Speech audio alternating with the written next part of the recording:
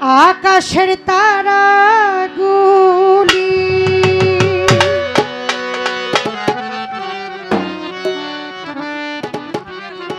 ওই আকাশের তারাগুলি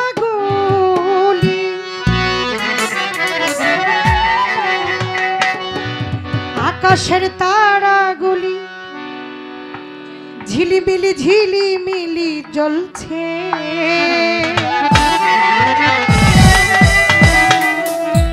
ডালে ডালে ফুলগুলি সৌরভে দুলছে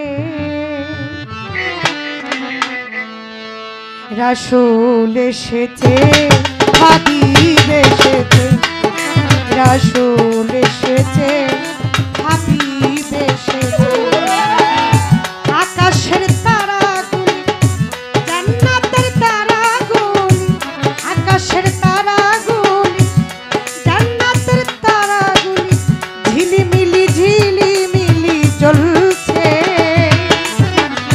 ডালে ডালে ফুলগুলি সৌরভে দুলছে রাসূল এসেছে আল্লাহর হাবিব এসেছে রাসূল এসেছে আল্লাহর নবী এসেছে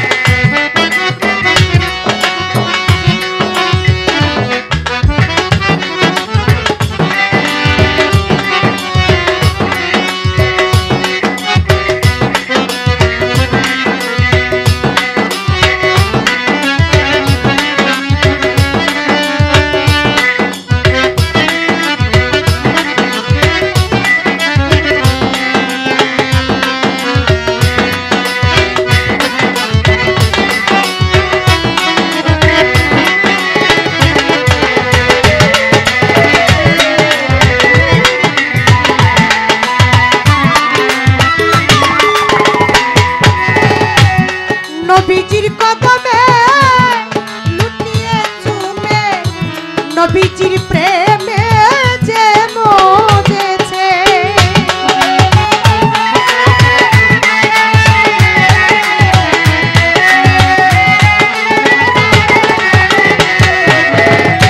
দুস্থ খুদার নবীজি আমার আবুল সরকার বলেছে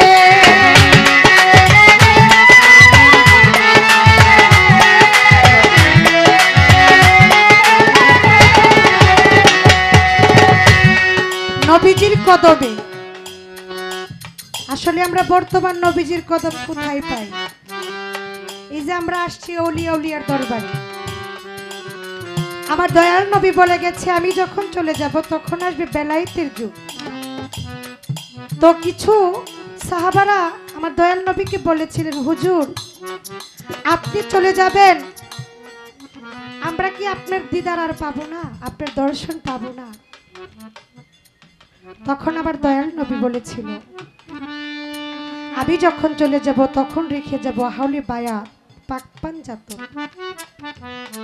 সেই আহলে বায়াতের অন্তর্ভুক্ত যারা হবে, যারা একজন পীরে কামেল মুর্শিদের হাতে হাত রেখে বায়াত গ্রহণ করবে। একজন পীরের হাতে হাত দেওয়া এবং কি আমার হাতে হাত দেওয়া সমান কথা হয়ে যাবে। এখানে অনেক কথা, আমাদের মাঝে অনেক জ্ঞানী গুণী বসে আছেন, আপনাদের সামনে আমি আর কি বুঝাবো, এখানে আমার বোঝানোর কিছু নেই। তাই আমি বলবো অলিদেরকে সম্মান করবেন, অলির দরবারে আপনারা যাবেন। আল অলি আল্লাহ আলামত, আল্লাহর অলিরা কখনো মরে না, তারা কেবল জিন্দা।